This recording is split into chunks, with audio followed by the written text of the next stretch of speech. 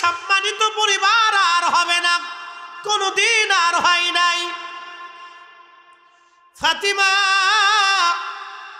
আমাদের পরিবারকে আল্লাহ এত সম্মান দিয়েছে, আমার চাচাকে আমার আল্লাহ সাইয়্যিদুশ শুহাদা করেছে, সমস্ত শহীদদের সর্দার বানিয়েছে। আমার চাচা আমির হামজাকে আল্লাহ সাইয়্যিদুশ শুহাদা বানাইছে, সব শহীদদের সর্দার আমার আল্লাহ বানিয়েছে। ফাতিমা আরেক তোমার চোখের পানি তুমি মুছে দাও ফাতিমা। আল্লাহ রাব্বুল আলামিন আহা আমার একটা চাচাতো ভাই আল্লাহ দুনিয়াতে দিয়েছে, তার নাম জাফর। মুতার প্রান্তরে আমার জাফর শহীদ হয়েছিল। আমার জাফর কালেমার পতাকা উড্ডীন রাখার জন্য আমার জাফর দুইটা হাত কাফেররা তার কেটে ফেলে দিয়েছিল। হাতের বদৌলতে আমার জাফরের দুইটা হাতের বদৌলতে আমার আল্লাহ আমার জাফরকে দুইটা পাখা বানিয়ে দিয়েছে। ওই পাখা দিয়ে উড়ে উড়ে আমার জাফর আল্লাহর জান্নাতের যেখানে খুশি সেখানে পাখা দিয়ে উড়ে উড়ে আমার জাফর উড়ে বেড়ায়। আল্লাহ ফাতেমারে আমার এই পরিবারের চাইতে এত বড় দামি পরিবার আল্লাহর কাউকে দেয় নাই। ফাতেমা তুমি শুনে রাখো রে ফাতেমা, আল্লাহ তোমার একটা স্বামী দিয়েছে। ফাতেমা রে তোমার স্বামী আমি নবী পছন্দ করি নাই, তোমার স্বামীর ব্যাপারে আমার আল্লাহ নিজে পছন্দ করেছে। তোমার বিয়েটা আমি নবী নিজে দেই নাই, এটা আল্লাহর পছন্দ অনুযায়ী হয়েছে। একবার জোরে বলা যাবে কি আল্লাহু আকবার। ফাতিমা চোখের পানি মুছে দাও। আল্লাহ তোমাকে সাইয়্যিদাতুন নিসাই আহলিল জান্নাহ বানিয়েছে। সারা সৃষ্টি জগতের যত জান্নাতের রমণী কুল আছে সবার সর্দারিনী তোমাকে আল্লাহ বানাইছে রে ফাতেমা। চোখের পানি তুমি মুছে দাও রে ফাতেমা, কাঁদবে না। আল্লাহ তোমার দুইটা সন্তান দিয়েছে, একটা সন্তানের নাম হাসান আর একটা সন্তান হুসাইন। ফাতেমা রে আল্লাহ তোমার দুইটা সন্তানকে এমন সন্তান বানাইছে কোন মায়ের গর্ভে আল্লাহ এই সন্তান দেয় নাই। আল হাসানু আল হুসাইনু সাইয়্যিদা শাবাবি আহলিল জান্নাহ। আমার হাসান আর হুসাইন দুইজন জান্নাতের যুবকদের সর্দার। একবার জোরে বলা যাবে কি মারহাবা। আল্লাহুম্মা সাল্লি আলা সাইয়্যিদিনা মাওলানা মুহাম্মদ ওয়া আলা আলি সাইয়্যিদিনা।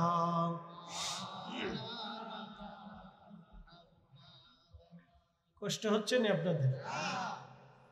নবীজি বললেন ফাতেমা চোখের পানি মুছে ফেলে দাও। তোমাকে আর একটা সুসংবাদ দিচ্ছি ফাতেমা রে, তোমার হাসান হুসাইনের নসলে, হাসান হুসাইনের নসলে রক্তে আল্লাহ কিয়ামতের আগে একটা সন্তান আবার দুনিয়াতে পাঠাবে। তার নাম হবে মুহাম্মদ, বাবার নাম হবে আব্দুল্লাহ, তার পরিচয় হবে ইমাম মাহাদি নামে। ও ফাতেমা শুনে নাও, তুমি আজ আমি খোদার জমিনে যেইভাবে কালেমা প্রতিষ্ঠিত করেছি, যেইভাবে রাষ্ট্র পরিচালনা করেছি, আমার মাহাদি একই নিয়ম অনুযায়ী খোদার জমিনে খোদার দিন প্রতিষ্ঠিত করবে এবং ওইভাবেই রাষ্ট্র পরিচালনা করবে। একসাথে বলা যাবে কি আল্লাহু আকবার। বুঝতে কি কোনো অসুবিধা? খুব মনোযোগ দিয়ে আল্লাহর হাবিব ডাক দিয়ে বলতেছে ফাতিমা চোখের পানি মুছে ফেলা। তোমার হাসান আর হুসাইনের নসলে রক্ত দ্বারা অনুযায়ী মাহাদি দুনিয়াতে আসবে। শুনে জানাস ইমাম মাহাদি আরবের মরুভূমির ভিতরে 40 বছর ধরে ছাগল উট দুম্বা ভেড়া চড়াবেন। দুনিয়ার মানুষ তারে চিনতে পারবে না। সে যে ইমাম মাহদী, দুনিয়ার মানুষ তাকে চিনবে না। 40 বছর ধরে তিনি ভেড়া, উট, দুম্বা, ছাগল চড়াবে। দুনিয়ার কোনো মক্তবে, কোনো মাদ্রাসায়, কোনো ইউনিভার্সিটি, কোনো কলেজ, কোনো বিদ্যালয়ে একটা অক্ষর ইমাম মাহদী কারো কাছ থেকে শিখবে না। আল্লাহ নবী বললেন 40 বছর যেই দিন পূর্ণতা পাবেন, সূর্য ডুবে যাবে, রাত্রিবেলা ইমাম মাহদীর কলিজার ভিতরে, কালবের মধ্যে আমার আল্লাহ পৃথিবীর সব বিদ্যা ইমাম মাহদীর কালবের ভিতরে আল্লাহ দিয়ে দিবে। উলুমুল হাদিস, উলুমুল ফিকহ, উলুমুত তাফসীর, আল্লাহ যুদ্ধবিদ্যা, দার্শনিকতা, রাষ্ট্র পরিচালনা, সমস্ত বিদ্যা আল্লাহ ইমাম মাহদীর কালবের ভিতরে আল্লাহ দিয়ে দিবে। একটা কথা এখান থেকে বুঝে যাবেন, এক রাতে সব বিদ্যা আল্লাহ তাকে দিবে। যদি মাহদীকে এক রাতে সব বিদ্যা আল্লাহ দিয়ে দেন, তাহলে আপনারা বলেন তো আমার রসুলের বিদ্যা কেমন বিদ্যা ছিল, আমার নবীর এলেম কেমন এলেম ছিল। আজকে ওরা কারা যারা আমার রসুলের এলেম নিয়ে প্রশ্ন তুলে 1000 বছর ইবাদত হবে, জান্নাত হবে না? কথা বলেন ঠিক কিনা?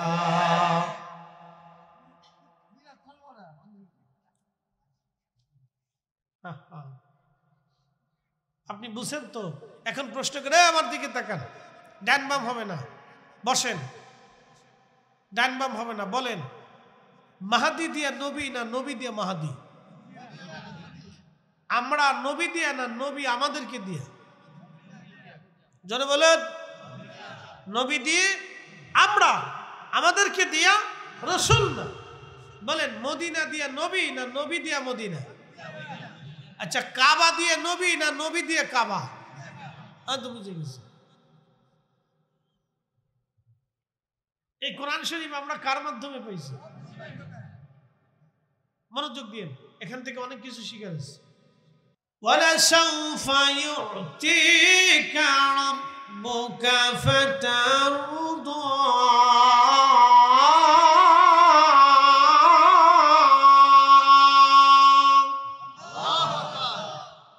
আয়াতে কারিমা নাযিল হলো। হাবিব, বন্ধু, আপনাকে অচিরেই অনেক সন্তুষ্ট করব। আল্লাহ ওয়াদা করতেছে, বন্ধু আমি আপনাকে অচিরেই অনেক সন্তুষ্ট করব। তো সাহাবে কেরাম এই আয়াত নাযিল হওয়ার পরে নবীজিকে জিজ্ঞেস করলেন, ইয়া রাসূলুল্লাহ, আল্লাহ আপনাকে অনেক খুশি করবে, কখন করবে? বলে এটা কিয়ামতের মাঠে করবে। বলে কিভাবে করবে? বলো উম্মত তোমরা শোনো, আমার একটা উম্মত জাহান্নামে থাকা অবস্থায় আমি নবী জান্নাতে যাব না, খুশিও হব না। একসাথে বলা যাবে ইয়া রাসূলুল্লাহ, আল্লাহু আকবার, আল্লাহু আকবার, ইয়া রাসূলুল্লাহ, ইয়া গাউসুল আযম মুস্তাফি জিন্দাবাদ। কাজী নজরুলকে চিনছেন আপনারা? বড় মুহাদ্দিস, ডক্টর, ডাক্তার, ভাইস চ্যান্সেলর, অধ্যক্ষ, উপাধ্যক্ষ কিছুই। আচ্ছা বলেন তো, ওনার মতো মেধাবী একটা ছেলে বাংলাদেশে খুঁজে দেখেন তো।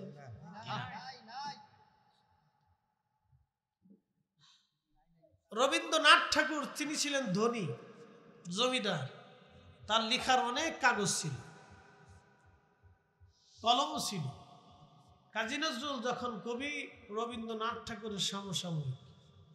রবীন্দ্রনাথ ঠাকুর হচ্ছে জমিদার, আর আমাদের নজরুল তখন ছিল দুখু মিয়া। ভাতের অভাবে মা তার নাম দিয়েছিল দুখু মিয়া। কলমও ছিল না, কাগজও ছিল না। তার যদি কলম আর কাগজ থাকতো, রবীন্দ্রনাথ ঠাকুরের চাইতো 3 ডাবল বেশি তিনি লিখে যাইতেন। কথা ঠিক কিনা? আরে বিশ্বকবি তো কাজী নজরুল হওয়ার কথা। শুধু জালেমের বিরুদ্ধে কথা বলেছিল, ব্রিটিশ শাসনের বিরুদ্ধে কথা বলেছিল, বারবার লেখনীতে লিখেছিল। বিশ্বকবি পাইছে না, আমরা দিয়ে দিছি। কাজী নজরুল ইসলাম আল্লাহ তার জান্নাতের আলাম আকাম তার দান করুন। আমার রসুলের শানে বহু নাত লিখছেন, প্রশংসা, শোনেন, দিলে মোহাব্বত না থাকলে কোনো ব্যক্তির প্রশংসা হয় না। হয় না। কথা ঠিক কি না?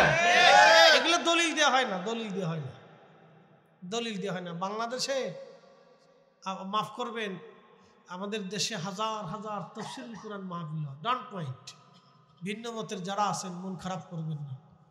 হাজার হাজার তাফসীরুল কুরআন মাহফিল হয়। কয়টা মাহফিল আমার রসুলের শানে আলোচনা হয় আপনি ছেড়ে দিলাম। আমার আফসোস নেই, আপনি বলেন কয়টা মাহফিলে আমার রসুলের শানের আলোচনা হয়? কে কোরআন শরীফ কি আমার রসুলের উপর নাজিল হয় নাই? এখানে কি রসুলের শানের আয়াত নাই? অসংখ্য। এত আয়াতের তাফসীর হয়, ওই আয়াতের তাফসীর হয় না, কারণটা কি বলেন আমাকে, বলেন। আপনারা খালি কেন আমরা বৈষম্য রাখবো না, তো বৈষম্য তো আপনারা ওয়াজই করে ফেলে। তুই কথা কইস না, ফান কটা খাইছ তো আজকে? আচ্ছা, বেশি করে খাইস, যত খাবি তত সওয়াব হইব। পাগল সব জায়গায় থাকে দুই একটা, সারা দেশে দুই একটা ওয়াজ হলে দুই একটা পাগল কোত্থেকে আসে আল্লাহ জানে।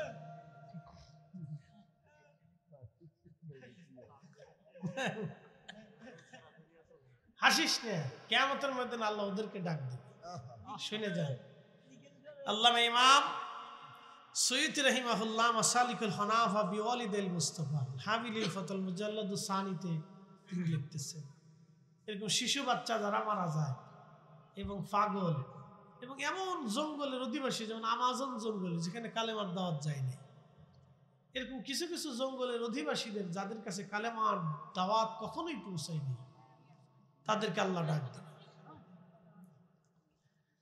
হাসরের মাঠে আমার রব তাদেরকে ডাক দিয়ে বলবে, হে আমার বান্দা, কেন তুমি দুনিয়াতে আমার ইবাদত করো নাই বলো? বান্দা বলবে, রাব্বি, শিশুকালেই তো তুমি আমারে নিয়ে আসছো, যদি বড় হতাম কালেমার দাওয়াত আমি মেনে নিতাম, তোমার দিন আমি মানতাম। আল্লাহ পাগলকে ডাক দিবে, পাগল, হে বান্দা আমার, কেন দুনিয়াতে আমার দিন তুমি মানো নাই? পাগল ডাক দে বলবে, রাব্বি, মস্তিষ্ক বিকৃতি করে রাখছিলা তুমি, যদি পাগল না হতাম ঠিকই আমি মসজিদে নামাজে যাইতাম। আল্লাহ এই জঙ্গলের অধিবাসীদেরকে বলবে, হে আমার বান্দারা, কেন দুনিয়ার মধ্যে আমার দিন তোমরা মানো নাই? বলে, রব্বুল আলামিন, আমাদের কাছে দিনের দাওয়াত নিয়ে কেউ আসে নাই, জঙ্গলের অধিবাসী ছিলাম, দুনিয়া আখিরাত সম্পর্কে আমাদের তেমন কোনো জ্ঞান ছিল না। আল্লাহ, যদি জ্ঞান থাকতো আমরাও তোমার দিন মেনে নিতাম। শিশু, পাগল আর জঙ্গলের অধিবাসীদেরকে আবার আল্লাহ পাক একত্রিত করে সবাইকে বলবেন, আমি কি তোমাদের রব? তারা বলবে, হ্যাঁ, আপনি আমাদের রব। আমি হুকুম দিলাম তোমরা এখনই জাহান্নামের দিকে চলে যাও, তোমাদেরকে জাহান্নাম দিলাম, তোমরা চলে যাও। ঠিক ওই সময় এক দল দৌড় দিবে জাহান্নামের দিকে, দ্রুত গতিতে একদল দৌড়াইতে থাকবে, আর একদল তারা আল্লাহর সামনে দাঁড়ায় থাকবে। যারা দাঁড়ায় থাকবে তাদেরকে আল্লাহ জিজ্ঞেস করবে, হে আমার বান্দারা, কেন তোমরা দাঁড়ায় রইছো? আমি তো চলে যেতে বলেছি জাহান্নামে।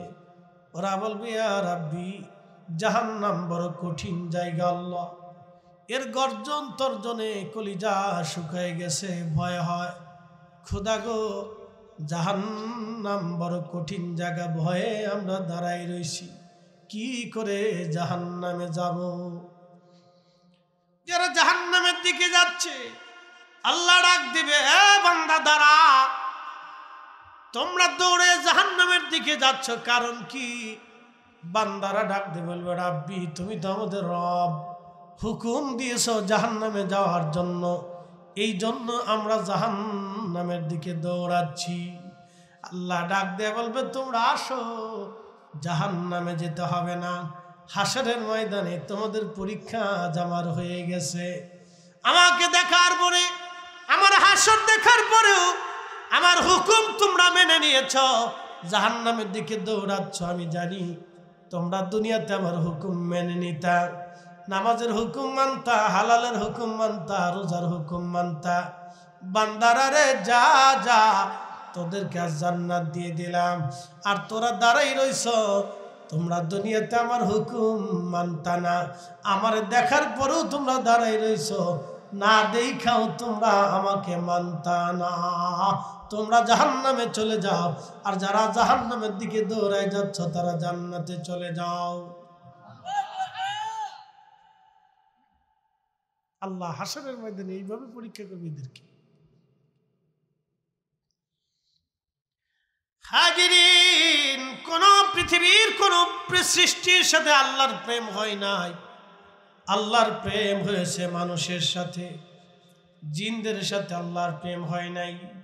যদি জিনদের সাথে প্রেম হতো তাহলে জিনদের মধ্যে হুজুর গাউসে পাক পাওয়া যাইত। কথা বুঝেন নাই মনে হয়? বুঝে যায়।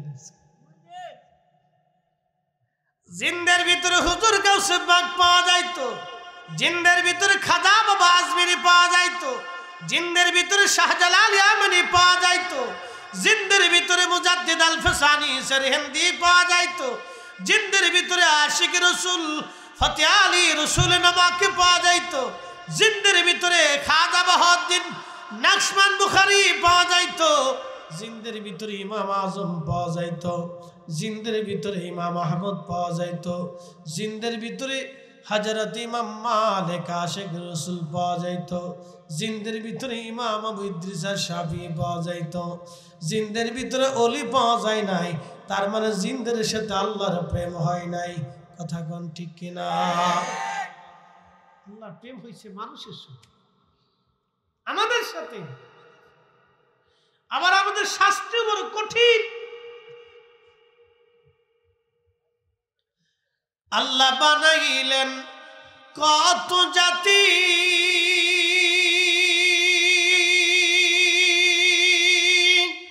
হইল না তার প্রেম প্রীতি, অবশেষে মানুষ বানায় প্রেমের কারণে। প্রেমের ডোরি বান্ধরে মদিনার শনে, হায়রে প্রেমের ডোরি বান্ধরে মদিনার শনে। মক্কাতে হযরত গেছেন না, কবুতর দেখছেন না মক্কায় অনেক? একসাথে বলেন না মারহাবা। এই কোন কবুতর? ইমাম ইবনে কাসির আল বেদার মধ্যে লিখছেন, প্রিয় নবীজি হিজরতে গাঁরে সৌরের ভিতরে যখন গেলেন, তো জাবালে সৌর এবং জাবালে সাবির পাশাপাশি দুইটা পাহাড়।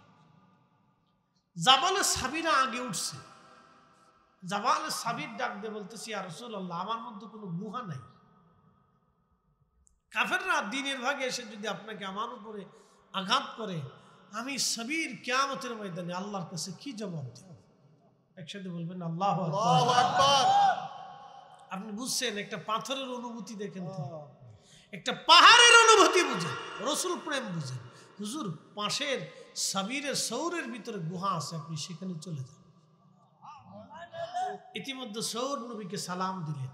আল্লাহ নবী সৌরে ঢুকে গুহার ভিতরে লুকাইছে, আর কবুতর এসে গুহার সামনে এসে বাসা বানাইয়া ডিম পেড়ে দিল। সুবহানাল্লাহ। ওই যে ডিম পড়া কবুতর আজও হেরেমে আছে, কিয়ামত পর্যন্ত ওরা থাকবে।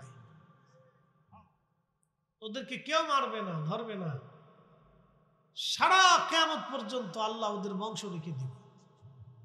ওই কবুতর ওই হেরেমেই থাকে, ওরা হেরেম থেকে কোথাও যায় না। রসুলকে পাহারা দিছিল, দেখছেন? আচ্ছা বলেন তো, কয় কবুতরের ডিম পারছিল? যদি বলেন না কয়টা? একটা কবুতরে, এক কবুতরের ডিম পারছে, ভাগ্য খুলেছে কোটি কোটি কবুতরের। আল্লাহ রসুলের সম্মান দিলে পৃথিবীতে কোন উম্মতের সম্মান কমে না। যারা রসুলের সম্মান দিতে জানে না, 1000 বছর সাজদা হবে, মকবুলিয়াত মঞ্জুরিয়াত হবে না। কথা বলেন ঠিক কিনা? মনে রাখবেন এই কথা সারা জীবন। আহলে সুন্নাত ওয়াল জামাতের আকীদা ছাড়া কোনো মা ওলির জন্ম দিতে পারে না। পৃথিবীর কোথাও নাই, মাটি খুঁড়ে বের করে দেখাইতে পারবে না কোন মা। আকীদা আহলে সুন্নাত ওয়াল জামাত ছাড়া কোন মা ওলির জন্ম দিতে পারে না, পৃথিবীর কোথাও দেখাইতে পারবে না, কোথাও না।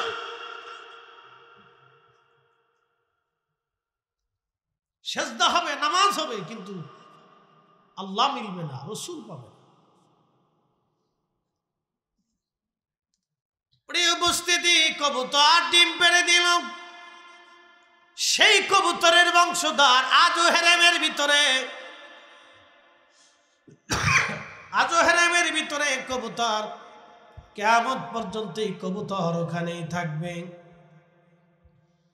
শুধু রসুলকে মহব্বত করার কারণে একদল কবুতরের ভাগ্য খুলে গেল, একদল কবুতরের ভাগ্য খুলে গেল রসুলকে মহব্বত করার কারণে। ব্যাং ইব্রাহিম আলাইহিস সালামের আগুনের পাশে দাঁড়ায়া পিছনটা ঘুরাইয়া ব্যাং পেশাব সারে।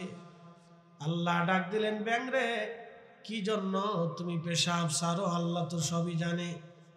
বলে, রাব্বি, ইব্রাহিমের আগুন নিবাই। বলে, ব্যাং তোর এই পেশাবে কি আগুন নিববি? ব্যাং ডাক দে বলে, রব, আমি জানি আমার পেশাবে আগুন নিববে না গো আল্লাহ, কিন্তু কঠিন হাসরের ময়দানে যখন তুমি ডাক দিবা, ও মাখলুকরা রে, আমার খলিল আগুনের মধ্যে ফেলাইছিল, তোমরা কি করছো?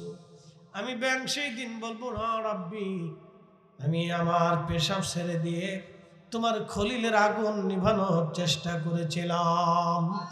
আল্লাহ ব্যাঙের পেশাবটাকে কিয়ামত পর্যন্ত মানব জাতির জন্য পবিত্র বানায় দিলেন। ব্যাঙ আপনার শরীরে পেশাব করে দিবে, কিন্তু আপনার শরীর কখনো নাপাক হবে না। একবার জোরে বলা যাবে কি আল্লাহু আকবার। গিরগিটি চিনেন নি আপনারা? চিনেন? এটা মানুষ দেখলে দেখবেন গলার ভিতরে লাল লাল হয়ে আসে, কালার চেঞ্জ হয়, গিরগিটি। এটাই যে ইব্রাহিম আলাইহিস সালামের আগুনের মধ্যে ফু মারতেছে। সহিহ বুখারীতে আসছে, ইমাম ইবনে বাজার ভিতরে আসছে। তো এই গিরগিটি ফু মারতেছে, ফু মারার সময় আল্লাহ ডাক দিচ্ছে, গিরগিটি ফু দিস কেন? আল্লাহ, আগুন জ্বালাচ্ছি ইব্রাহিম, বেশি করে যাতে জ্বলে। আচ্ছা বলেন, ব্যাং কি ইব্রাহিমের পক্ষে না বিরুদ্ধে? গিরগিটি? আচ্ছা, ভালো করে বুঝবে। আল্লাহ বলেন, গিরগিটি, তোর ফুকে আগুন জ্বলবে? জানি জ্বলতো না, কিন্তু তারপরে ফু দিচ্ছি যাতে জ্বলে। গিরগিটির কপাল নষ্ট হলো। আল্লাহ রাসূল বলেন, আমার উম্মত যতদিন হায়াত থাকবে ওরে ফাইলি বাটাম চালান দিবা। একসাথে বলবেন আল্লাহু আকবার। ওরে ফাইলে কি চালান হবে? বাটাম চালান, বুঝছেন? এমনি লাঠি চালান হবে, যেখানে ফামার সেখানে লাঠি চালান হবে। আচ্ছা বলেন, ভুল করছে কয় গিরগিটি? একটা। শাস্তি পাবে সব বংশধর, সব বংশ। আমাদের দেশেও গিরগিটি আছে, মানুষ রূপেও গিরগিটি আছে। বলে, হুজুর এটা কেমন? যারা বলে রসুলের আব্বা আম্মা দুইজন কাফের ছিল, তারা জাহান্নামে চলে গেছে, ওরা মানব রূপী গিরগিটি। কথা বলে ঠিক কিনা? হ্যাঁ, হাত উঁচা করে বলেন ঠিক কিনা? নারে রিসালাত, নারে গাউসিয়া, আহলে সুন্নাত ওয়াল জামাত, জিন্দাবাদ, মাসলাকে আলা হযরত, জিন্দাবাদ, জিন্দাবাদ। গিরগিটি আসেনি দেশে? মানব রূপেও গিরগিটি আছে। High high. আচ্ছা, আপনারা যদি আমরা এসে বলেন, ফরিদ হুজুর আপনার বাপে গরু চোর, একজন এসে যদি কথা কন, আপনারা আমি ধরে নিয়ে চা খাওয়াবো, তারপরে বলবো, ভাই রে, তুমি আমার বাপের গরু চোর বানাইছো, কত আমার দোস্ত, তুমি আমার প্রিয় বন্ধু, আসো তোমার বিরিয়ানি খাওয়াই। কি কথা কন না কেন? আপনার মা কি কেউ যদি গালি দেয়, কোন ছেলে মার এই গালি সহ্য করতে পারে না। কথা ঠিক কিনা? আপনি বুঝছেন কোথায় হাত দিছে? রাসূলের আব্বা আম্মা কাফের জাহান্নামী, এই কথা কোন উম্মত বলিয়া বেহেশত পাওয়ার আশা করে আমার বুঝে আসে না, বুঝে আসে না বাপ। এই জন্য হুব্বে রাসূল আলাদা জিনিস, কথা ঠিক কিনা? হুব্বে রাসূল আলাদা সাবজেক্ট। হাজিরিন, যারা বলেন আল্লাহর নবীর পিতামাতা জাহান্নামী, জাহান্নামী, তারা কাফের ছিল, এরা কারা? আমাদের দেশে একদল আছে যারা বুকে হাত বেঁধে নামাজ পড়ে। আছে না নি ভাই? আছে। আমাদের দেশের শিক্ষিত মানুষ মনে করে যে খুব ভালো জিনিস পেয়েছি আমরা, ভালো ব্র্যান্ডের মাল পেয়েছি, খুব উপরে চকচক চকচক করে দেখবেন, উপরে দারুণ চকচক। এদের হুজুরদের চেহারা চকচক করে, দারুণ চকচক করে, জুব্বা চকচক করে, তাদের মাথার উপরে যে এটা ঘুমটি থাকে এটা খুব চকচক করে, হ্যাঁ খুব চকচক। দাড়ি দেখবেন চকচক, তাদের সব চেহারাও চকচক, খুব বালা, খুব চকচক, খুব ব্র্যান্ডের মাল পেয়েছে। আমরা মনে করি যে খুব ব্র্যান্ডের মাল পেয়েছে, খালি খুব আমরা সৈয়দিস মানি, আর কিচ্ছু মানি না। আল্লাহর কোরআন এবং সৈয়দিস মানে এটা এমন ভাব লইছে যে হেরাই শুধু সৈয়দিস মানে, আর আমরা জীবনে সৈয়দিস কোনোদিন চিনিও না, বুঝিও না, এটা দেখিও না। কি ভাব লইছে রে বাপ রে বাপ। আচ্ছা, আপনাদেরকে একটা প্রশ্ন করি, জবাব দিবেন তো। শাহজালাল ইয়ামানি মুজাররিদি সহিয়াদিস বুঝতো না? হ্যাঁ জোরে বলেন, জোরে বলেন, জোরে বলেন। উনি মনে হয় কোরআন বুঝতো না, নাকি বলেন? না বুঝতে দেশে আইছে। হ্যাঁ, আমাদের ব্র্যান্ডের মাল হচ্ছে অরিজিনাল। সিএসএস বিএসআরএস যা আছে সব ক্লিয়ার। এটা 1450 বছর, কথা বলেন ঠিক না বেঠে? এটা অরিজিনাল, ডুপ্লিকেটটার দরকার নাই। এটা চকচক করে, বাইরে চকচক, ভিতরে পক পক।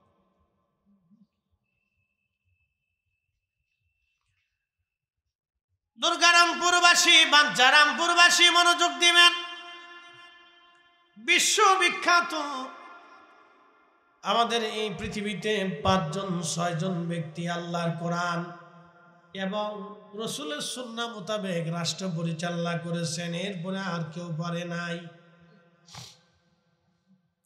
একজন আবু বকর, ওমর, উসমান, আলী, ইমাম হাসান রিদওয়ানুল্লাহি তাআলা আলাইহিম আজমাইন, এবং এরপরে আরেকজন এসেছিলেন, তার নাম ওমর ইবনে আব্দুল আজিজ, যাকে দ্বিতীয় ওমর বলা হয়।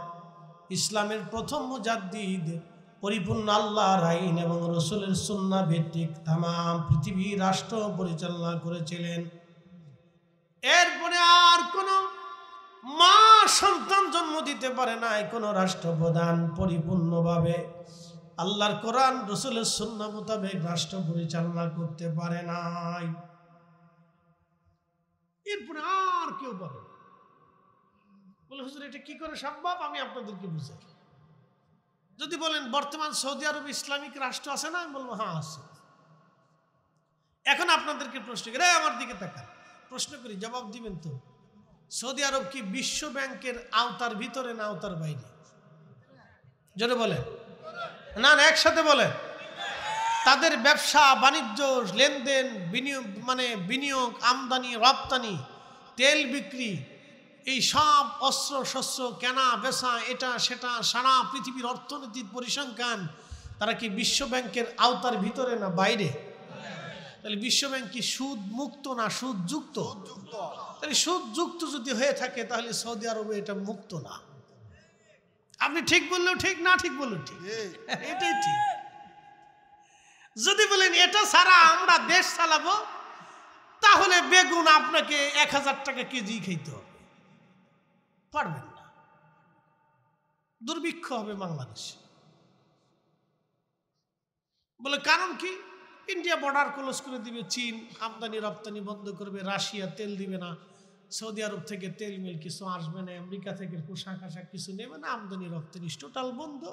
পরে দেখবেন যে চাইলেও নাই, ভাতও নাই, কিছু নাই, দুর্ভিক্ষ লেগে গেছে।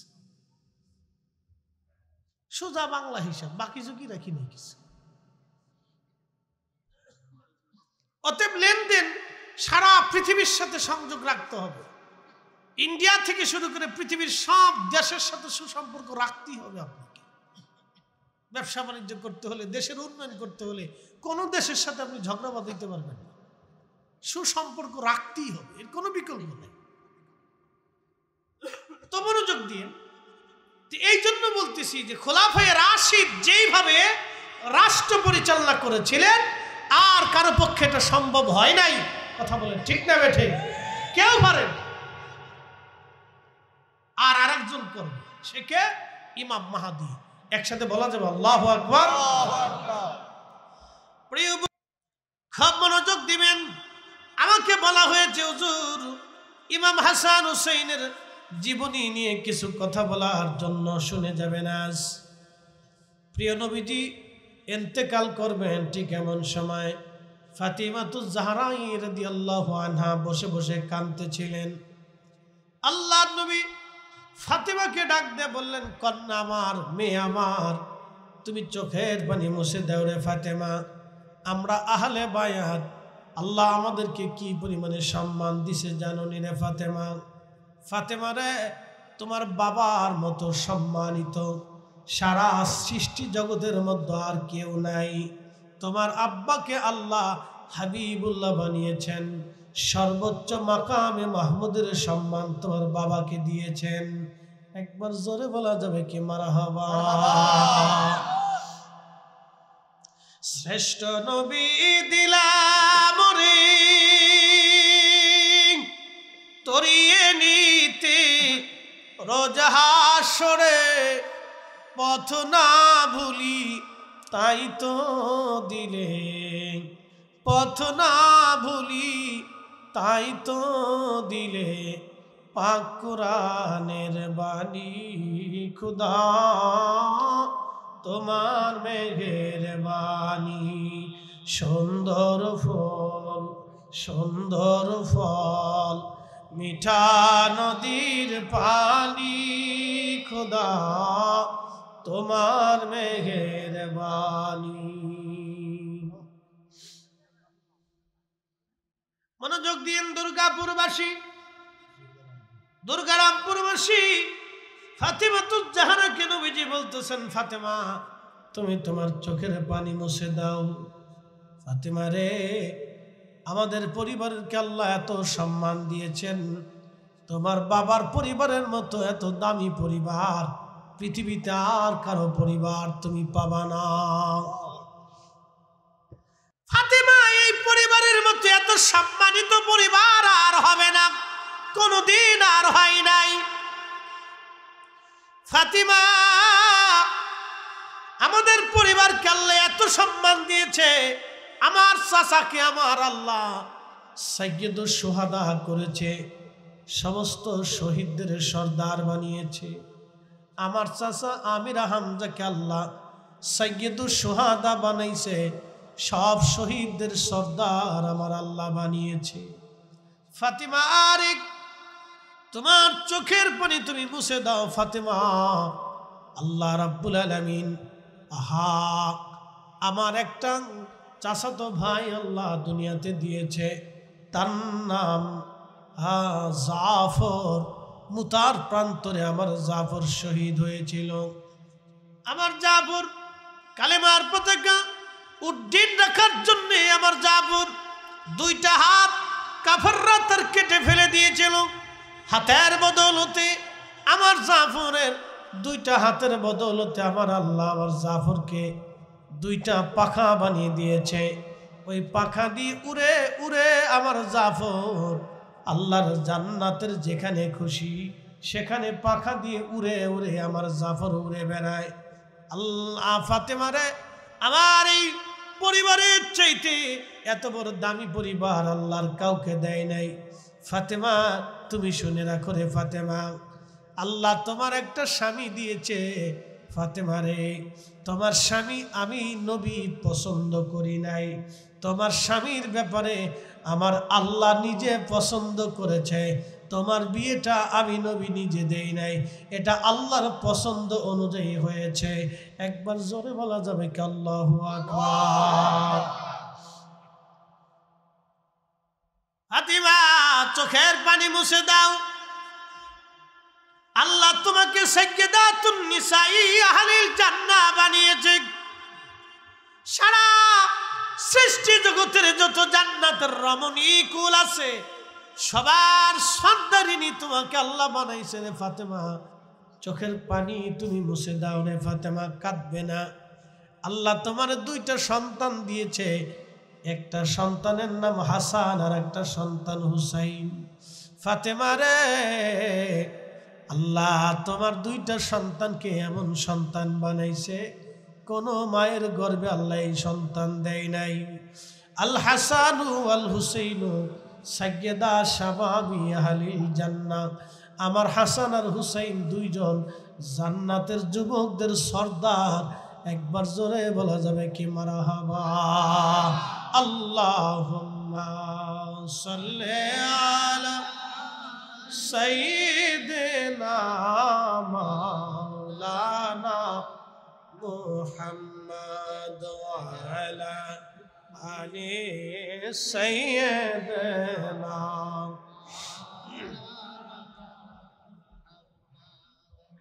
কষ্ট হচ্ছে না আপনাদের? নবীজি বললেন ফাতেমা চোখের পানি মুছে ফেলে দাও, তোমাকে আর একটা সুসংবাদ দিচ্ছি। ফাতেমা রে, তোমার হাসান হুসাইনের নসলে, হাসান হুসাইনের নসলে রক্তে আল্লাহ কিয়ামতের আগে একটা সন্তান আবার দুনিয়াতে পাঠাবে। তার নাম হবে মুহাম্মদ, বাবার নাম হবে আব্দুল্লাহ, তার পরিচয় হবে ইমাম মাহাদি নামে। ও ফাতেমা শুনে নাও, তুমি আজ আমি খোদার জমিনে যেইভাবে কালেমা প্রতিষ্ঠিত করেছি, যেইভাবে রাষ্ট্র পরিচালনা করেছি, আমার মাহাদি একই নিয়ম অনুযায়ী খোদার জমিনে খোদার দিন প্রতিষ্ঠিত করবে এবং ওইভাবেই রাষ্ট্র পরিচালনা করবে। একসাথে বলা যাবে কি আল্লাহু আকবার? বুঝতে কি কোনো অসুবিধা? খুব মনোযোগ দিয়ে আল্লাহর হাবিব ডাক দিয়ে বলতেছে ফাতিমা চোখের পানি মুছে ফেলা, তোমার হাসান আর হুসাইনের নসলে রক্ত দ্বারা অনুযায়ী মাহাদি দুনিয়াতে আসবে। শুনে জানাস, ইমাম মাহাদি আরবের মরুভূমির ভিতরে 40 বছর ধরে ছাগল, উট, দুম্বা, ভেড়া চড়াবেন। দুনিয়ার মানুষ তারে চিনতে পারবে না।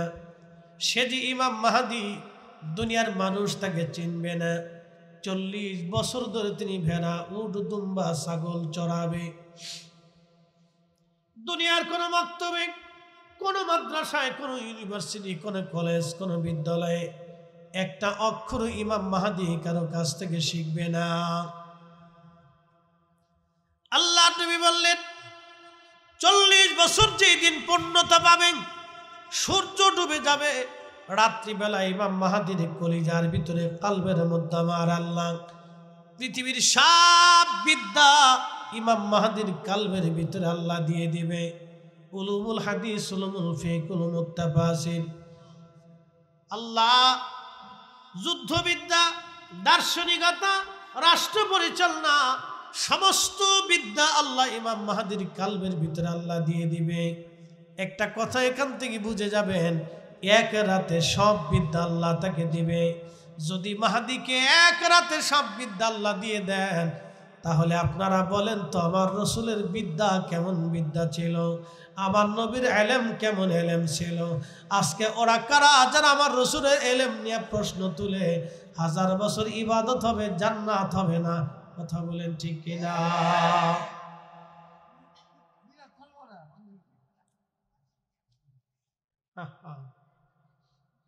আপনি বুঝেন তো?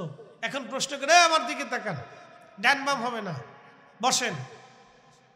ডান বাম হবে না, বলেন মাহাদি দিয়া নবী না নবী দিয়া মাহাদি? আমরা নবী দিয়া না নবী আমাদেরকে দিয়া? জনে বলেন নবী দিয়ে আমরা, আমাদেরকে দিয়া রসুল না। বলেন মদিনা দিয়া নবী না নবী দিয়া মদিনা? আচ্ছা কাবা দিয়ে নবী না নবী দিয়ে কাবা? তো বুঝে গেছি। এই কোরআন শরীফ আমরা কার মাধ্যমে পাইছি? মনোযোগ দিন, এখান থেকে অনেক কিছু শিখা গেছে। মনোযোগ দিন, এখানে কোরআন শরীফে অনেক আয়াত, 6666 আয়াত, 114টি সূরা। এই যে আল্লাহ পাক এই সূরাগুলির ভিতরে অনেক কথা বলছে, তার ভিতরে মনোযোগ দিন। এখানে আল্লাহ রাব্বুল আলামিন বলছে, উলাইকা আলা হুদাম মির রাব্বিহিম ওয়া উলাইকা হুমুল মুফলিহুন।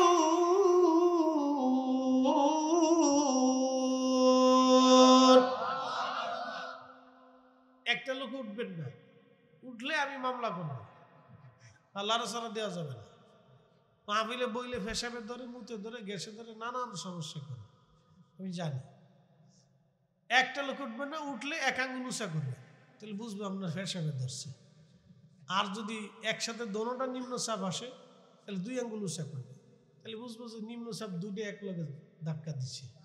বুঝছেন? লাড়া সারা দেওয়া যাবে না।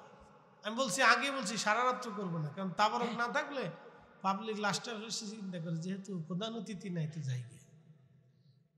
এটা আমাদের এক ধরনের চেতনা হয়ে গেছে, মোনাজাত পর্যন্ত থাকতে পারবো না। কথা বলেন না, মোনাজাত পর্যন্ত থাকতে পারবো না। একসাথে বলি না আল্লাহু আকবার। বসেন, আপনি যদি নাও থাকেন তাও মোনাজাত হবে। কিন্তু শোনেন, আপনার মা কবরে প্রতীক্ষায় বসে আছে, আপনার বাবা কবরে প্রতীক্ষায় বসে আছে, সন্তান বুঝে আমার জন্য দোয়া করবে। কিন্তু নাফরমান সন্তান দোয়া না করেই চলে যায়। আর এক প্রকার নাফরমান আছে তো দোয়া মানেই না। কি কথা কর না কেন? এক প্রকার আছে দোয়া বাদই দিয়ে দিচ্ছে, ও মানেই না, ও বেনামাজি। শোনেন, বেনামাজি সে এই 10 বছর যদি নামাজ না পড়ে, তাহলে 11 বছরের মাথায় পড়ানোর সম্ভাবনা থাকে। বলে কারণ কি? ও বেনামাজি, পড়ে না, বিভিন্ন আলসেমির কারণে, শয়তানের কারণে, এটার কারণে, সেটার কারণে পড়ে না, বুঝাই সুঝাই ধরে পড়লে পড়ানো যায়। কিন্তু যে নামাজ মানেই না, তারা আপনি জোর করেও পড়াইতে পারবেন না। কি কথা ঠিক কিনা? যে দোয়া আলসেমির কারণে করে না, তারে টুকটাক কম বেশি একটু করানো যাবে। আর যে দোয়া মানে না, ও মরার আগ দিন পর্যন্ত দোয়া করে না। কি কথা কোন ঠিক কিনা? এই জন্য যে মানে না তার সাথে আমাদের যুদ্ধ, যে মানে না তার সাথে যুদ্ধ।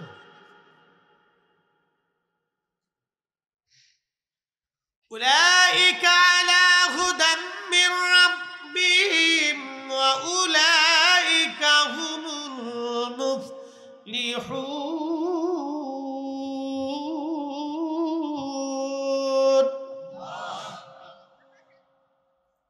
এই যে কালামগুলি, কথাগুলি আমরা বলি নাই, আল্লাহর নিজের জবানের কালাম। আলিফ লাম মিম, আলিফ লাম রা, ইয়াসিন, তাহা, নুন, কাফ, হা, ইয়া, আইন, সাদ। এইরকম যতগুলি হারফে মুকাত্তা আছে, বিচ্ছিন্ন হরফগুলি সব আল্লাহ তার রাসূল কারীমের কলবের মধ্যে নিক্ষেপ করলেন। এখন আপনাদেরকে বলি, জবাব দিবেন। যখন কোরআন শরীফ নবীজির কলবে আসলো, কোন রাস্তা দিয়ে আসছে দেখা যায় নাই, কে পাঠাইলো তাকেও দেখা যায় নাই।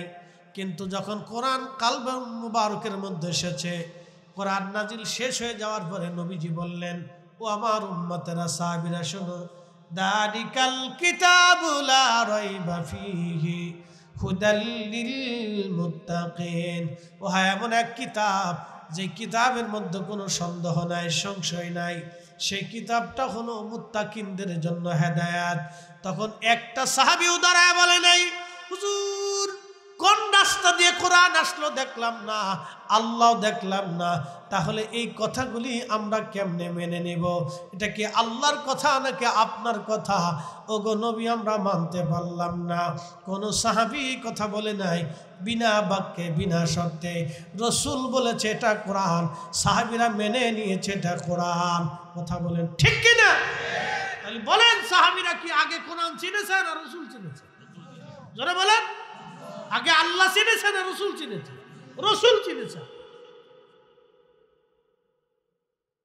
কোন পাহাড় দেখে, পর্বত দেখে, কারো চেহারা দেখে সাহাবায়ে কিরাম আল্লাহ চিনে নাই, আল্লাহ চিনেছে রসুল দেখে, আখিরাত বুঝেছে রসুল দেখে। এই কোরআনে আল্লাহ ওয়াজ করছেন না? কষ্ট হইতেছে আপনাদের? বুঝে যান, 2 মিনিটে বুঝে যান। আল্লাযীনা ইউমিনুনা বিল গায়বি ওয়া ইউকিমুনাস সালাতা ওয়া মিম্মা রাযাকনাহুম ইউনফিকুন। আল্লাহর কোরআনে আল্লাহ বলতেছেন, হুজুর তারা সফল কাম হবে, তারা কামিয়াব হবে কারা? সর্বপ্রথম ইউমিনুনা বিল গায়ব, গায়েবের উপরে যারা ঈমান আনবে, যেটা পঞ্চ ইন্দ্রিয় দ্বারা দেখা যায় না, ধরা যায় না, ছোঁয়া যায় না। যেমন আগামীকাল কি হবে আমরা জানি না, কবরে কি হবে আমরা দেখি না, হাসরে কি হবে আমরা দেখি নাই, আল্লাহ আছে আমরা দেখি নাই, ফেরেশতা আছে দেখি নাই, কেরামান কাতিবিন আছে দেখি নাই, ফেরেশতা মুনকার নেকির কবরে আসবে দেখি নাই, আজরাইল আসছে দেখা যায় না, জিব্রাইল আসছে দেখা যায় না, কুরআন কোন রাস্তা দিয়ে আসলো দেখা গেল না। তখন আল্লাহর নবীর সাহাবীরা একটা বাক্য বলে নাই, তারা বিনা বাক্যে আল্লাহর এই কথাগুলি রসুলের জবান দিয়া বিশ্বাস করে নিছে। তার মানে আগে তারা নবী মানছে। কথা কন না কেন? আগে কারে মানছে? রসুল মানছে। জোরে বলেন, কাকে মানছে? রসুল মানছে। নবী দেখে আল্লাহ চিনে ফেলছে, আখিরাত বিশ্বাস করছে, যে কবরে সওয়াল জবাব হবে, রসুল বলছে এটাই ঠিক, নবী বলছে এটাই ঠিক। তার মানে আল্লাহ রসুলের প্রতি তাদের 100% পিওর বিশ্বাস ছিল। কি কথা কন না? রসুল মানছে তারা। আপনাকে আরো বুঝিয়ে দিচ্ছি, والذين يؤمنون بما أنزل إليك وما أنزل من قبلك। নবীজি সফল কাম তারা হবে যারা আপনার উপরে যেই কিতাব নাজিল হয়েছে, এই কোরআন আপনার উপরে নাজিল হয়েছে, যারা বিশ্বাস করবে, এবং আপনার পূর্বে যত নবী এসেছিল তাদের উপরে যে কিতাব নাজিল হয়েছে এইগুলির উপরে যারা ঈমান আনবে। এরপর আল্লাহ বললেন, ওয়াবিল আখিরাতি হুম ইউকিনুন, যারা আখিরাতে বিশ্বাসী হবে। এখন আপনারা আখিরাত দেখছেন, কে বলছে? রসুল বলছে। জোরে বলেন, কে বলছে?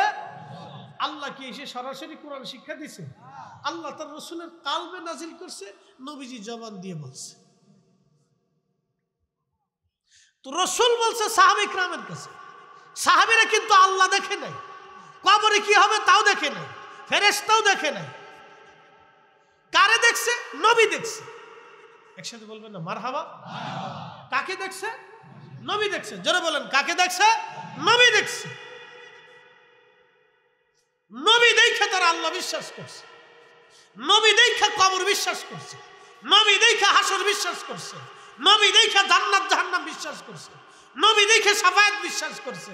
এজন্য আল্লাহ কোরআনে বলে দিয়েছে, হাবিব আপনি উম্মতকে বলে দেন, কুল ইন কুনতুম তুহিব্বুন আল্লাহ, কেউ যদি আমি আল্লাহকে ভালোবাসতে চায়, আমি আল্লাহকে ভালোবাসতে চাই, আমি আল্লাহকে পেতে চাই, আমি আল্লাহকে খুশি করতে চাই, তাহলে বলে দেন ফাত্তাবিউনি, সেজন্য আপনার ইত্তেবা, অনুসরণ, অনুকরণ, মহাব্বত করে। যদি করে ইউহিব্বুকুমুল্লাহ, আমি আল্লাহ তাকে ভালোবাসবো, আমি আল্লাহ তাকে ভালোবাসবো। একসাথে বলা যাবে না আল্লাহু আকবার। নবী মানলে কাকে মানা হয়? নবী পাইলে কাকে পাওয়া হয়? নবী খুশি করলে কাকে করা হয়? নবী তাজিম করলে কাকে করা হয়? নবীর শানকে ছোট করে দেখলে কাকে, কার শান ছোট করা হয়? রসুলের আব্বা আম্মার জাহান্নামী বইলে এবার জান্নাতে যাবেন চিন্তা করে।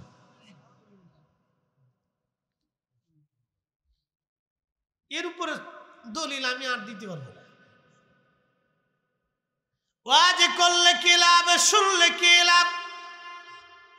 ওয়াজ করলে কি লাভ, শুনলে কি লাভ? লাভ হবে তার আমলে, আমলেও লাভ হবে না নবী প্রেম না থাকলে দিলে। ঠিক কিনা? নবী প্রেম থাকলে দিলে লাভ হবে কম আমলে। সুপারিশ করবেন নবী রোজ হাশরের ময়দানে। জ্ঞানী যারা বুঝে তারা শুধু ইশারায়, নাদানের বুঝাইতে ভরে আছে কে কোথায়।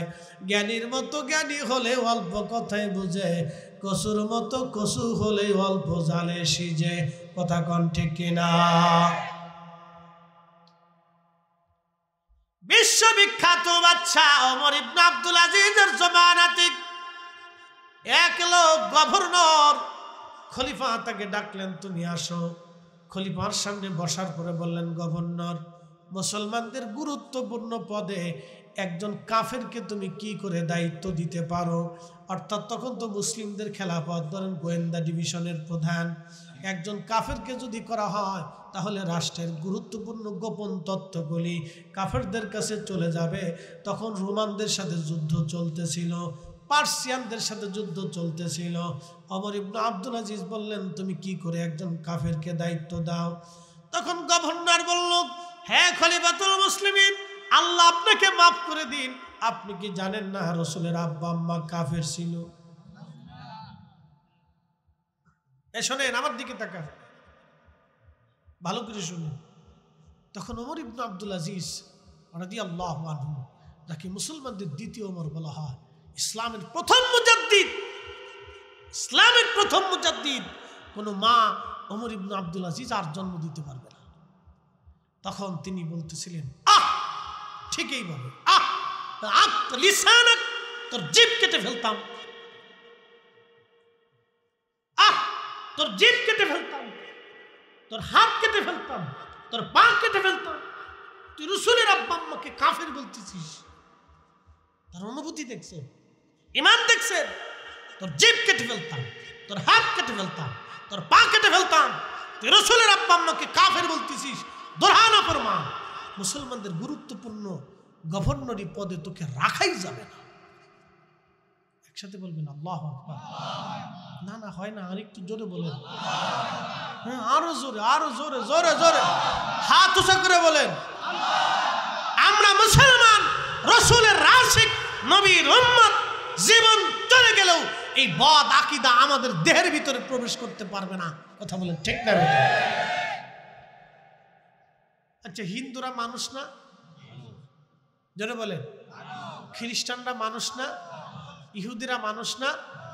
বৌদ্ধরা মানুষ না? তাদের সাথে আমাদের তফাৎ কোন জায়গায়? তাদের সাথে তফাৎ হলো বিশ্বাস নিয়ে। কথা ঠিক কিনা? হিন্দু যারা আছে সনাতন ধর্মের, তাদের বিশ্বাস হলো এই মাছের দেবতা আছে, গাছের দেবতা আছে, আধারের দেবতা আছে, আলোর দেবতা আছে, তারপরে খাবারের দেবতা আছে, বিদ্যার দেবতা আছে। এই জন্য তারা সরস্বতীর পূজা করে, গণেশের পূজা করে, তারপরে কালীর পূজা করে, মা দুর্গার পূজা করে, এরপরে শিবের পূজা করে, আরো বিভিন্ন প্রতিমা, বিভিন্ন ভগবানের নামে তারা বানিয়ে পূজা করতেছে। এটা তাদের ধর্মের বিশ্বাস। কিন্তু এই বিশ্বাস কি আমাদের আছে? তারা মানুষ, তারা ব্যবসা করে, তারা খায়, তাদের বাচ্চা কাচ্চা হয়, তারা মানুষ, লেখাপড়া করে, একই স্কুলে, একই বিদ্যালয়ে, একই বাজারে আমরা একসাথে ব্যবসা করতেছি। কথা বলেন ঠিক কিনা? একই খাবার তারা খায়, আমরা যেই খাই হেরাও সেই খায়, আমরা যে বেগুন ভর্তা এও বেগুন ভর্তা, আমরা যে আলু ভর্তা সে আলু ভর্তা। তো তার সাথে আমাদের ডিফারেন্স হচ্ছে বিশ্বাসগত। খ্রিস্টানদের সাথে আমাদের একই ব্যবসা বাণিজ্য, লেনদেন, উঠা বসা, চলাফেরা, বাণিজ্য, লেনদেন, আমদানি রপ্তানি সব ঠিক আছে, কিন্তু তার পার্থক্য হচ্ছে শুধু বিশ্বাসগত। বলে কি, গড আছে, গডের বউ আছে এবং বাচ্চা আছে। তাদের বিশ্বাস আল্লাহ ঠিক আছে, কিন্তু আল্লাহর বউ আছে, আল্লাহর গোলাবান্য আছে।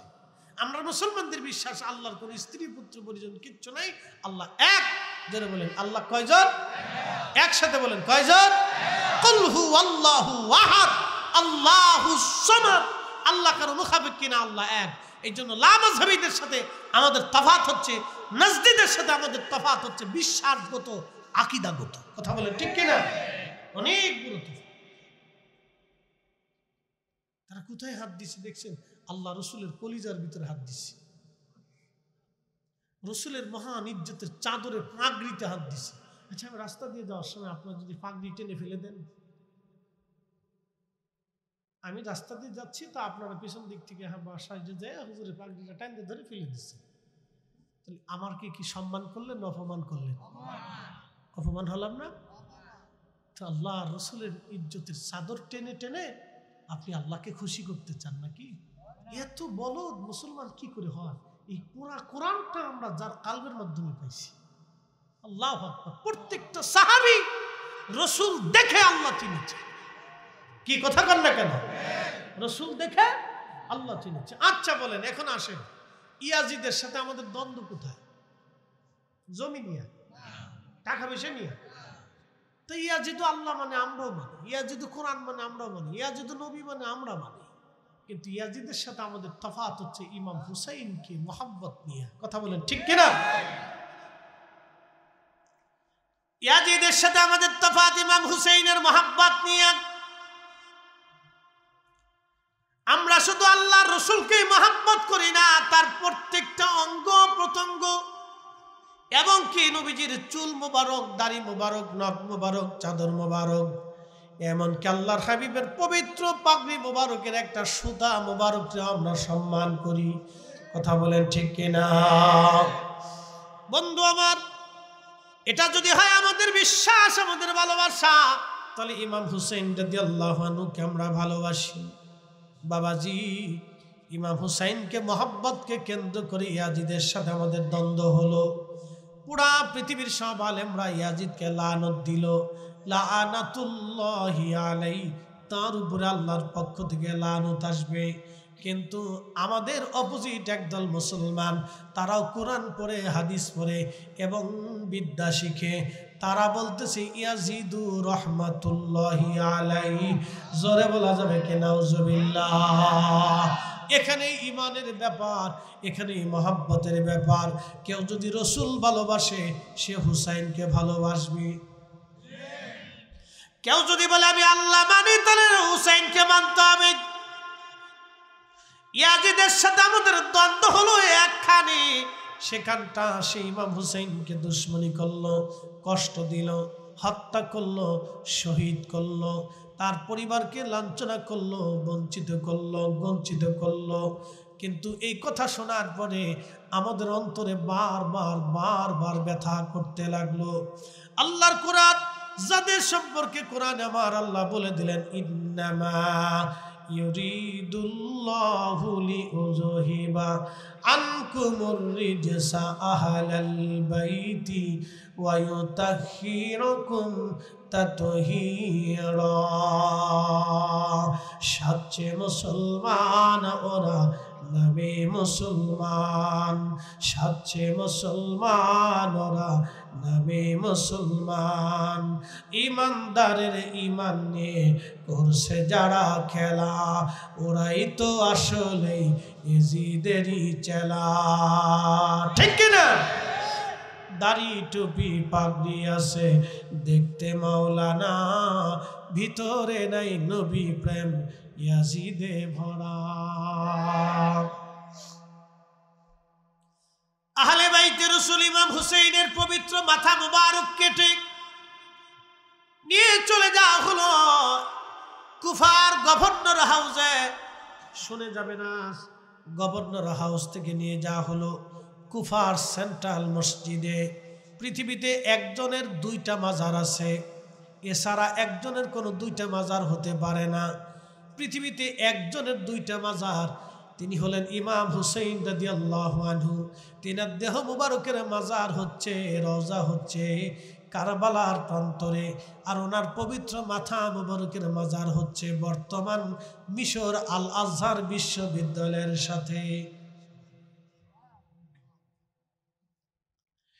একজনের দুইটা মাজার, মাথা মুবারক কেটে নিয়ে যাওয়া হলো কুফার গভর্নর সেন্ট্রাল মসজিদের ভিতরে। উবাইদুল্লাহ ইবনে জিয়াদ ওই মসজিদের ইমাম ছিলেন, খতিব ছিলেন এবং তিনি কুফার গভর্নর ছিলেন। উবাইদুল্লাহ ইবনে জিয়াদ তিনি মসজিদের মধ্যে গেলেন, মিম্বরে বসলেন। আহলে বাইতে রাসূলের পবিত্র মাথা মুবারক সে তার মিম্বরের নিচে, তার মাথা মুবারক তার পায়ের সামনে রেখে দিয়েছে। সেই দিন হাজার হাজার মুসলমান, কুফার হাজার হাজার মুসলমান সেই দিন ইমাম হুসাইন রাদিয়াল্লাহু আনহুর সামনে উবাইদুল্লাহ ইবনে জিয়াদের সামনে পবিত্র মাথা মোবারকের সামনে বসে আছে। তখন উবাইদুল্লাহ একটা ভাষণ দিয়ে বলেন, হে মুসলমানেরা, আমিরুল মুমিনিন ইয়াজিদের বিজয় আল্লাহ দিয়েছে, আর মিথ্যাবাদী হুসাইনের পরাজয় আল্লাহ দিয়েছে। একবার জোরে বলা যাবে কি নাউজুবিল্লাহ?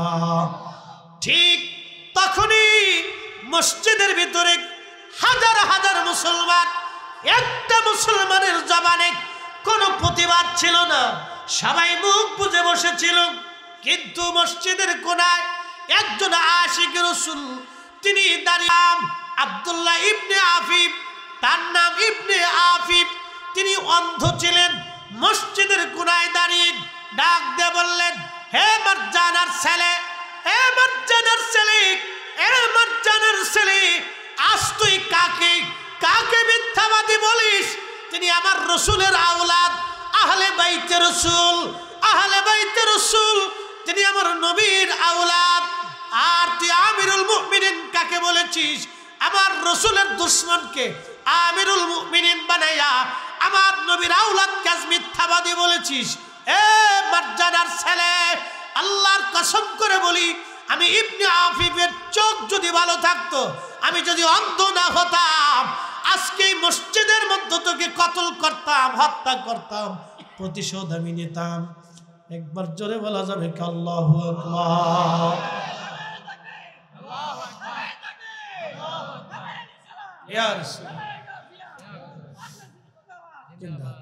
কষ্ট হচ্ছে আপনাদের, বুঝতে অসুবিধা? বলেন তো মুসলমান কয়জনের মসজিদে? একসাথে বলেন। না না হয় না, জোরে বলেন, জোরে বুঝে যান। কয়জন? কে বাকিরা কালমা পড়ছিল না? বাকিরা নামাজে ছিল না? বাকিরা কোরআন শরীফ পড়ছিল না? বাকিরা হজ যাকাত এই নামাজ রোজা জিকির ফিকির করছিল না? বলে একজন কেন বলতেছে? আপনাকে বুঝে যেতে হবে। আপনার দিল সাক্ষী দিচ্ছে মুসলমান ছিল একজন, আপনার দিল অটোমেটিক সাক্ষী দিচ্ছে ওখানে একজন ছিল। এই সাক্ষীটাই হচ্ছে হুব্বে রসুল, ইমাম হুসাইনের মোহাব্বত। কথা বলেন ঠিক কিনা? এই সাক্ষীটাই ওনাদের মোহাব্বত। আপনার দিল সাক্ষী দিচ্ছে যে ওখানে মুসলমান একজন। জোরে বলেন ইমানদার একজন। আহা, সেই দিন আহলে বাইতে রসুলের পক্ষে কথা বলার জন্য ওনাকে মসজিদ থেকে বের করে এনে ওনাকে জবাই করা হয়েছে। ইমান জীবন দিয়েছিলেন কিন্তু ইমান দেন নাই। আমার পীর মুর্শিদ একটা কথা বলতেন, যার কারণে জগত সৃজন রে দেখো, চন্দ্র সূর্য তারা শূন্য ভরে, আসে অচল নিশ চলে ধরা ধরে, নবী পদবিনে ভাব সবই মিশে।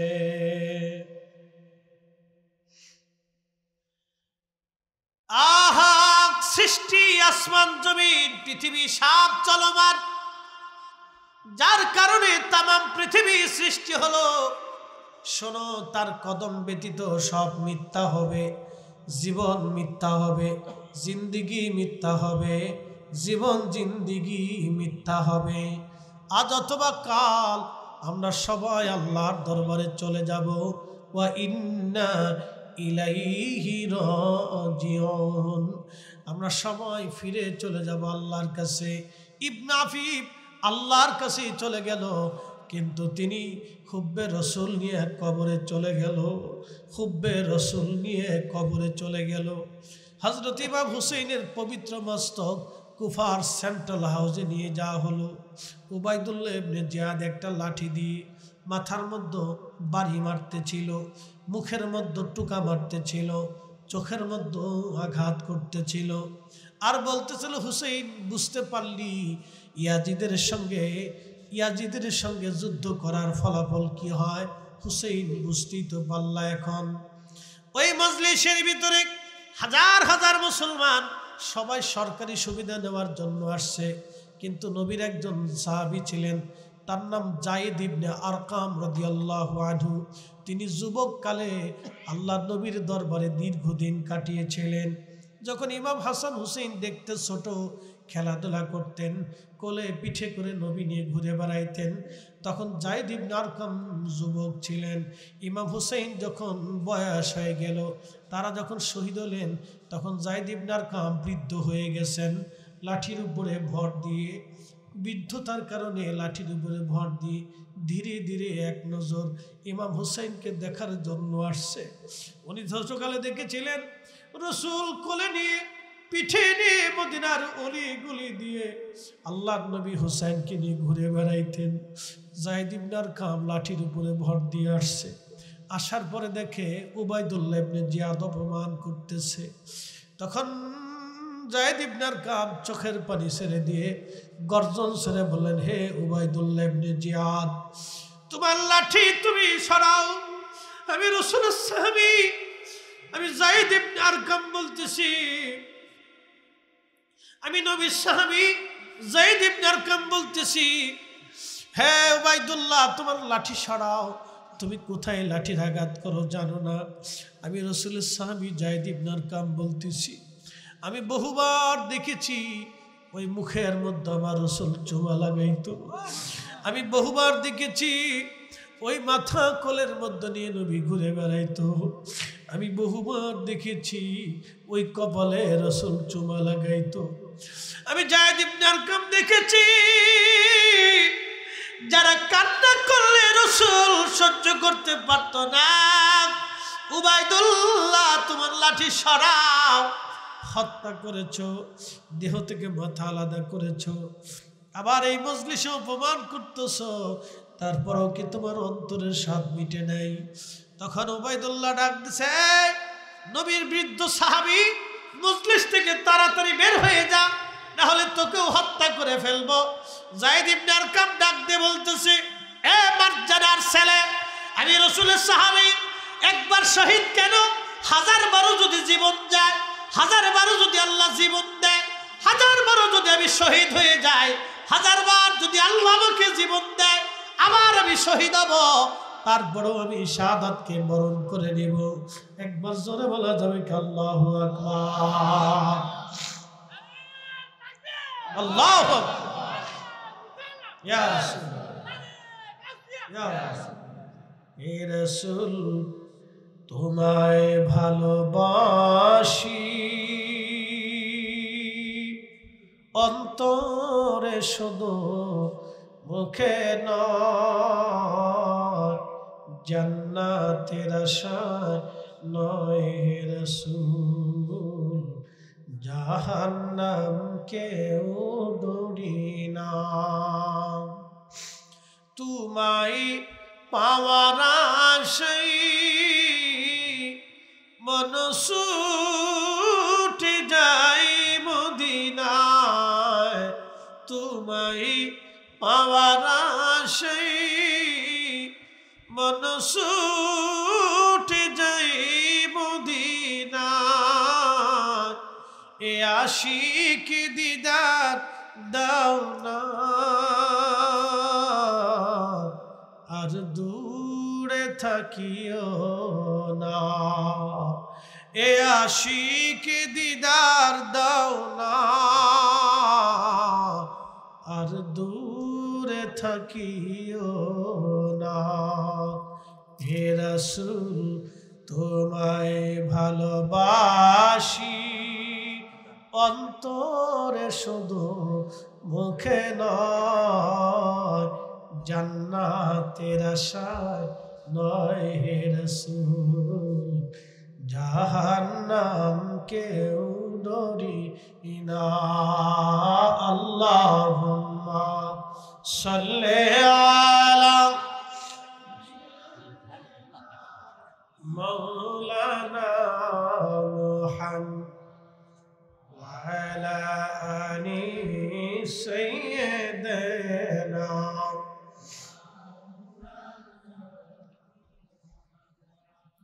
হাজিরিন, অবশ্যই ফিরে যাব আল্লাহর কাছে। কার কাছে ছিলাম? কার কাছে চলে যাব? কার কাছে?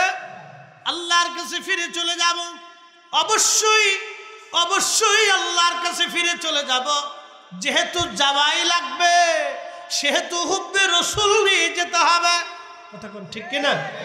যেহেতু যাওয়া লাগবে কার কাছে? আল্লাহর কাছে। জোরে বলেন কার কাছে?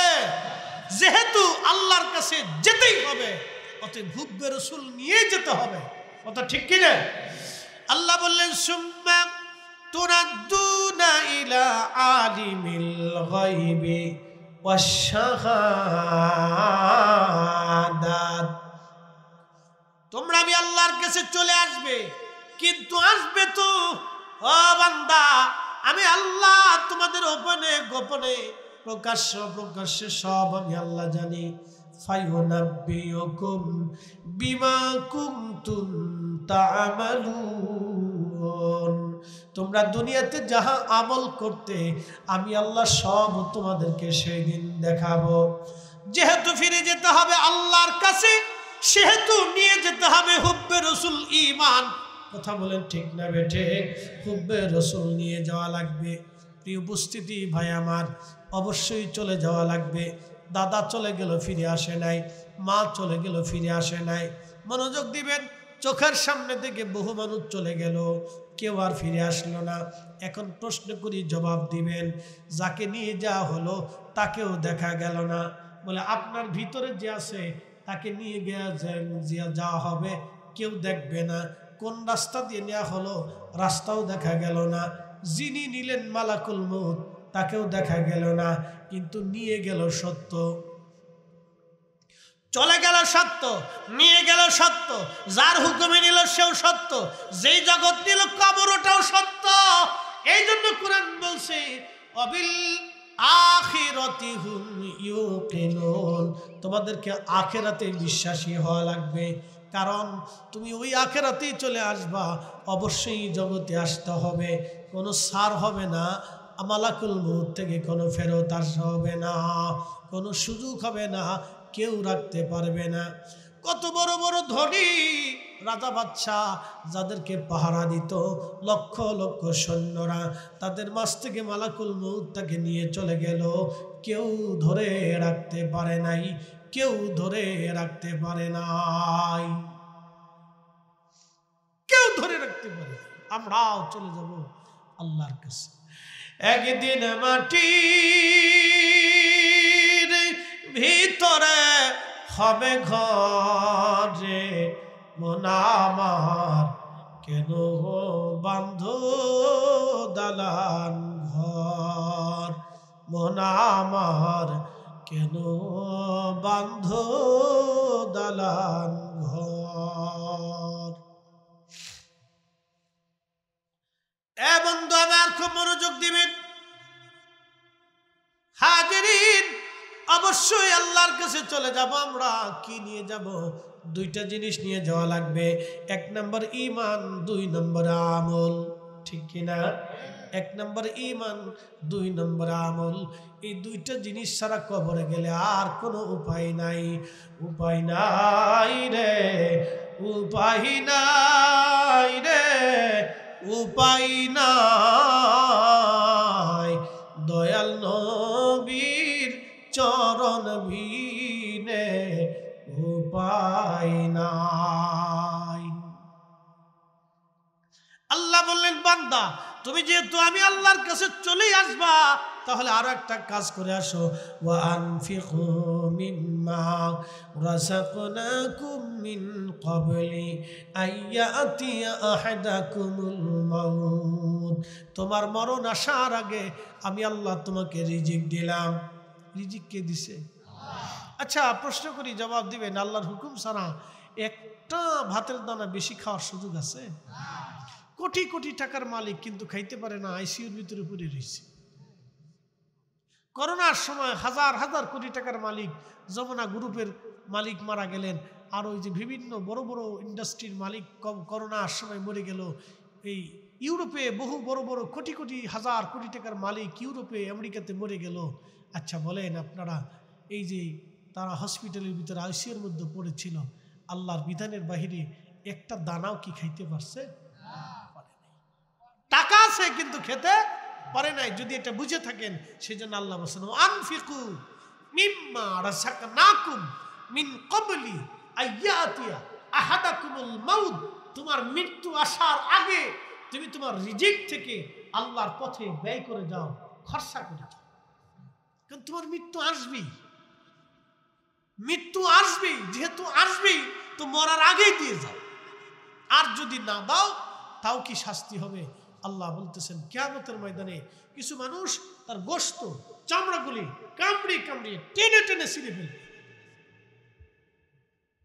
টেনে টেনে ছিঁড়ে ফেলবে আর বলবে ফায়াকুল রাব্বি, হে আমাদের রব, লাউলা আখারতানি ইলা আজালিন করিব, আমাদেরকে আবার দুনিয়াতে পাঠায় দেন, আমাদের হাসর আর সহ্য হইতেছে না আল্লাহ, এই শাস্তি আর সহ্য হইতেছে না আল্লাহ। দুনিয়াতে 1 ইঞ্চি জায়গাও যদি আপনি কারো অন্যায়ভাবে নিয়ে যান, কিয়ামতের ময়দানে আপনার গলার মধ্যে ওই ইঞ্চি মাটি সহ যত হাত মাটি আপনি নেবেন, একবারে সপ্ততম পর্যন্ত নিচে পর্যন্ত নিয়ে সমদীয় মাটিগুলি আপনার গলার মধ্যে ঝুলাই দেওয়া হবে, আর আপনি হাসরের ময়দান ভরে ভরে এই মাটি নিয়ে ঘুরতে থাকবেন। একসাথে বলবেন আল্লাহ, জোরে বলেন আল্লাহ। বিশ্বাস হয় আপনাদের? এই কথাগুলি বিশ্বাস হয়? কে বলেছে? আল্লাহ রাসূল বলেছে। জীবনে কোনদিন একটা মিথ্যাও তিনি বলেন নাই। তিনি বলে গেছেন দুনিয়াতে যারা মানুষের হক নষ্ট করে, সম্পদ নষ্ট করে, তাদের যে কি করুণ পরিণতি হবে আমি জানি না, খুব ভয়াবহ হবে। গোশতগুলি কামড়ায় টেনে ছিঁড়ে ফেলবে আর বলে ইয়া রাব্বি, আমাদেরকে আবার দুনিয়াতে পাঠান, ফাআসসাদদাকা, বেশি বেশি করে দান করব, ওয়া আকুম মিনাস সালিহিন, আর নেককারদের অন্তর্ভুক্ত হয়ে যাব। আল্লাহ সেই দিন ডাক দিয়ে বলবে আর শুনুন না, জিন্দেগি তোর যাইরে ফাঁকি দিয়া রে সোনার জিন্দেগি তোর যায় ফাঁকি দিয়া। ও আদম রে,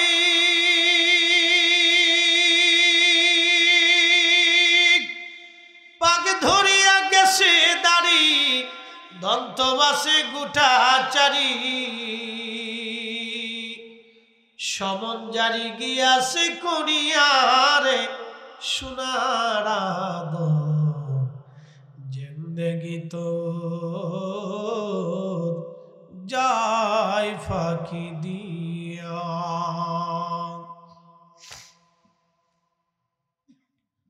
ওয়াজ আমার শেষ, দুয়ার দিকে চলে যাব, জীবন এইভাবে ফাঁকি দিয়ে চলে গেল।